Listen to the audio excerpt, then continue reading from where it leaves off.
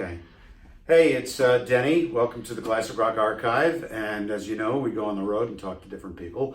We're on the road today. We're in Fort Lauderdale at the Broward Center. And we caught up with someone who I first saw back, I think, 1977 or 78, Dean Friedman. And we're going to talk to him, find out what he's doing these days, and talk about that first record that I heard called Ariel. Am I correct? Yeah. 77, 78? 77, first single out of the box off of my first album. Okay, so there you go. I saw you at the Bijou Cafe in Philly. Your first record comes out. It's on a small label too, Life Song, which also had, I think, Crack the Sky, Henry Gross, and a few others like that, if I'm not mistaken. I'm sort of trying to recall everything. So I know you've had a number of albums out since then, and you've been doing a lot of different things. So let's start off with, right now you're in the middle of a tour. Is this just an East Coast tour, or is this taking you all over? Well, this is, I was invited to join up as special guest for the East Coast leg of Stephen Page's U.S. tour. Okay. And so Stephen Page, of course, is with the Barenaked Ladies. Right. And so I'm doing about a dozen dates with them. And it's great fun. I'm having a great time. Okay. Now, there's a connection there because the Barenaked Ladies covered one of your songs. So tell us how that came about. Well, it's called McDonald's Girl, right? That's right. Well, in I guess about 81, I put out my third album, Rumbled Romeo, and the lead single off of it was a track called McDonald's Girl. And it was espousing my love for the girl behind the counter. And it was officially banned by the BBC because in those days, because the BBC is government radio and non-commercial, and they were averse to having anything that hinted of a commercial. Well, the Kinks had that problem with Lola. That's right. They had to change Coca-Cola to Cherry Cola. Exactly.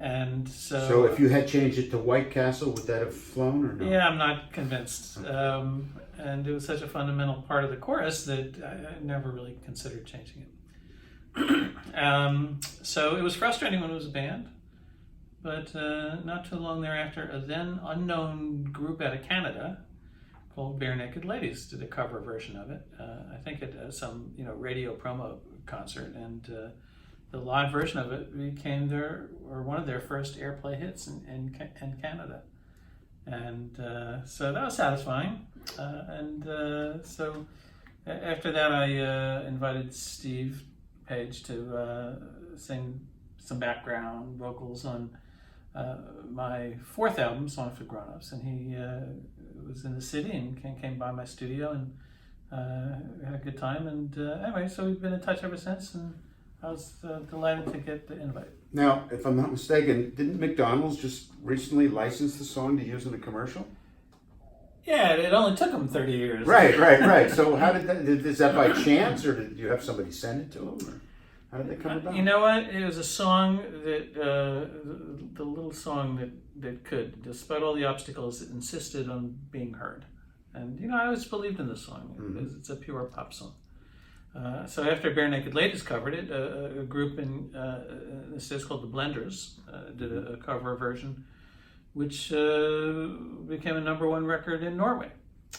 Then YouTube came along, and it went viral, and suddenly there's hundreds of videos all over the world of people singing McDonald's Girl. So that's how it going. But for some strange reason, they keep changing her age. She keeps getting older and older. Okay. I guess I thought 15 was.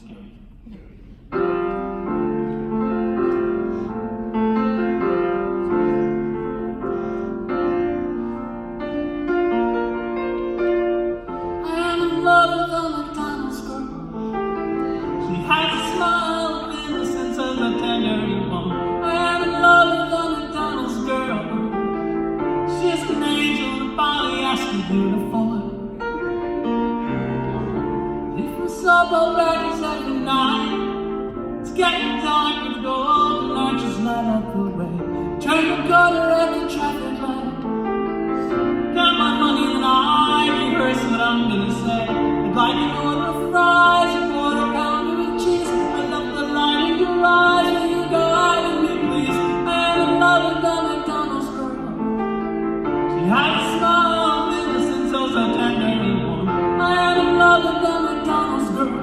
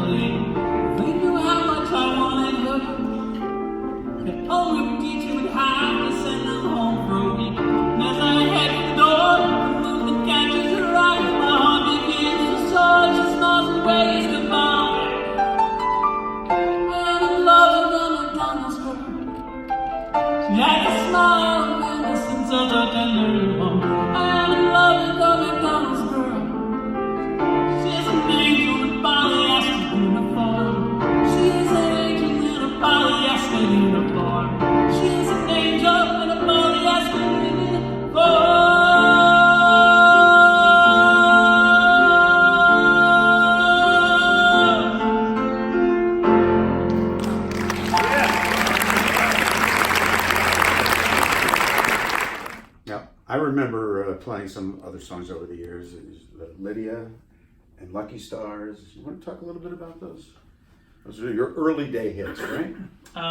Yeah, well, Lucky Stars was a hit in the UK. It's a duet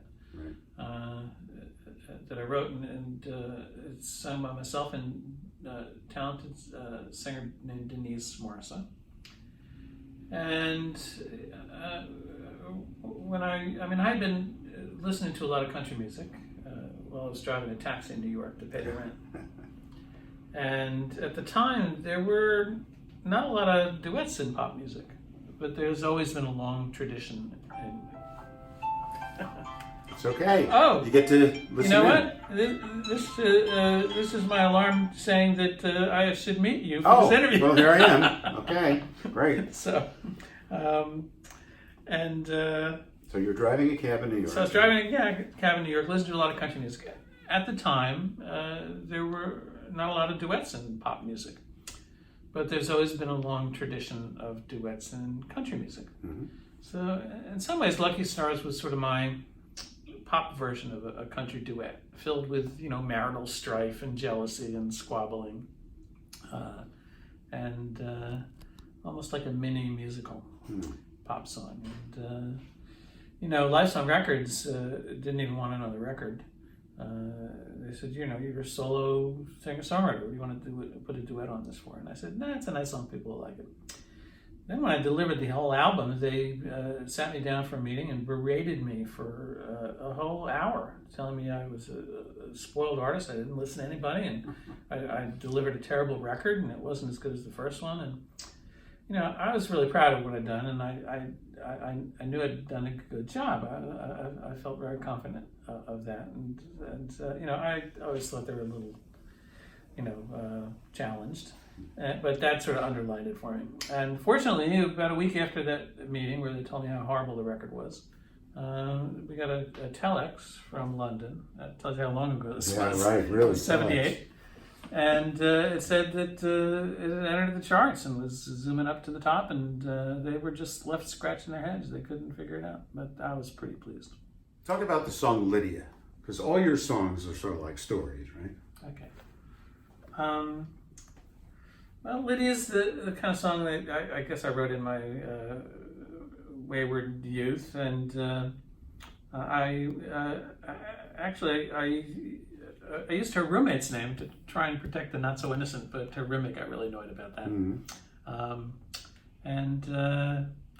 That's as much as I can say. Is it a real person? Is Lydia a real person? Well, her roommate was. I see. Okay, now I got it. Okay, all right. Let's move on. What's the most recent album that you have out? My latest album is called 12 Songs. Right, okay. Got 12 songs on Yes. And it's it's something that I feel really good about. Okay. And it's like most of my albums, which is to say that it's eclectic. Right. I love all kinds of musical idioms, and I never feel compelled to just do one style. Right. That sounds kind of strange to me.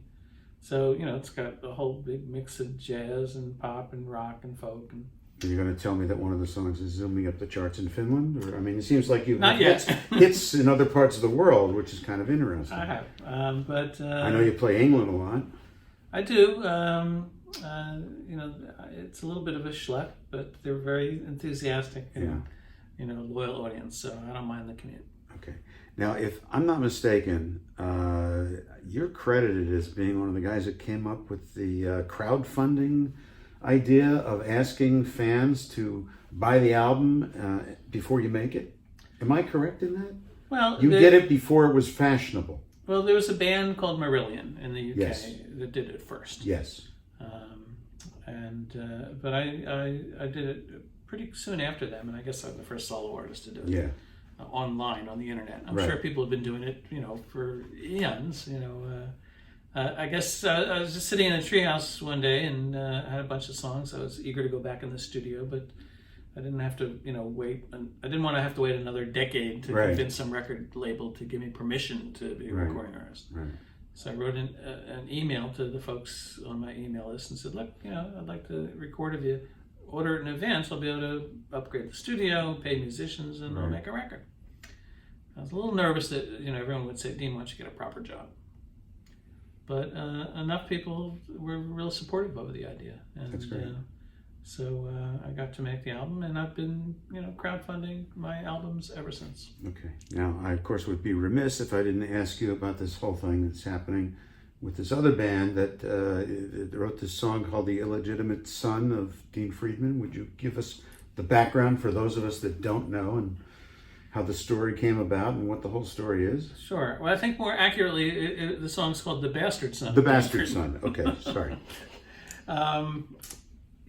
When a friend in London told me about it at first, I thought he was joking. I didn't really take it seriously. Until I landed at Heathrow Airport to start a tour, and he met me there with this EP, and sure enough, there was the title, The Bastard Son of Dean Friedman. At which point I got a little bit nervous, after all, I'm Dean Friedman. But after I did the math, I calculated that in order for me to have fathered this guy, Nigel Blackwell, he's the lead singer-songwriter for Half Man, Half Biscuit, I would have had to have done so when I was 7. Okay. Now, I was a precocious child, but not that precocious. And this song was getting airplay. Oh yeah, well they're a legendary punk band. Right. Nigel Blackwell is a terrific songwriter. The band is a great band. They're a kicking band. But even then, I swear I would exact my revenge one of these days. Right. In fact, it's a great song. I invite your listeners and viewers to check it out. Just go to YouTube, type in "The Bastard Son of Dean Friedman," and after you hear that, because it really is an excellent song. Were they fans of yours, or out of the blue? Well, it turns out that Nigel actually did have my albums growing up, and I guess he was teased a little bit by his bandmates, so that might have inspired this song. But I like to think that maybe in a little way lyrically, that as a songwriter, maybe he is a little bit my bastard son. Okay, all right. So tell us what you have what planned for the future. You're going to do this leg of the tour. Well, I'm enjoying playing, with Stephen Page and the trio, and they're great guys, they're great musicians, and great songs, and it's fun to be a part of it. And also, I don't tour that much in my own country. It's always, been easier for me to go across the pond, where I had a little more record, chart success. We talked to Elliot Murphy recently, and he's in that same I know. boat. Yeah. He's living in Paris. Yeah. Also, brilliant songwriter. Yeah. But after all this time, I'm eager to sort of reconnect with my American audience. And this tour is part of that, and it's been great fun. The first time I toured Florida, where we are now, was with the Little River Band from Australia. And, they were a kicking band as well. And they're still out there. Yeah. So it's nice to be back and kind of reconnecting with, folks that have been enjoying my music all this while, and having my music introduced to a brand new audience as well. So if people want to know where you're playing, they can go to your website. Sure, it's deanfriedman.com. Took me weeks to come up with that URL. Okay. But yeah, drop me a line, send me an email, and I'll keep in touch. And you can buy some of the older CDs on there? In fact, the rights to my second album finally reverted back to me because of U.S. copyright law. Right. So now it's legal for me to manufacture and distribute and sell my own albums, which is nice, as opposed to the bootlegs that I was slogging all these years. But the first album, I have to wait another decade or so before it reverts back. But people can find it online. And there's a lot of music, 4+ decades of writing songs and making records, and I'm just pleased to be able to continue doing it. Okay, well, we're glad you're still doing it. This is a delight and a pleasure. Thank you and for listening, and I wish all you guys well. This is a song about growing up where I dig deep in the bosom of suburbia.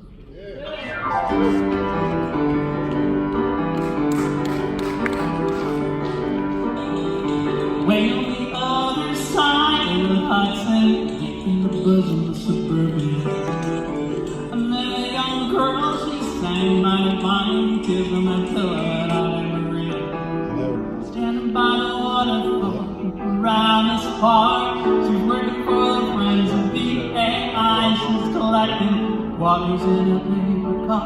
She's looking for change, and so was I. She was a Jewish girl, I fell in love with her. She wrote her number on the back of my hand. I called her up, I was all out of breath. I said, come hear me playing my rock and roll band.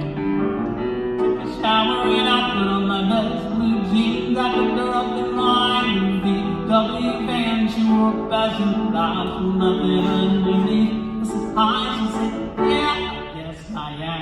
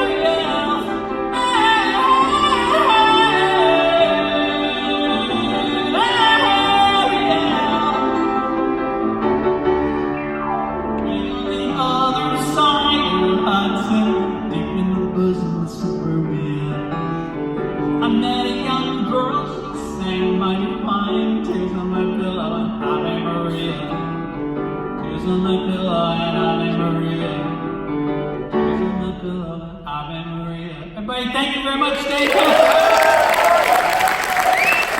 Plans for the next album yet, or? I do. I've been seriously thinking about blocking out enough time to go in the studio and do a new album. I'm feeling that calling. Okay. And do you know when you're going back to Europe?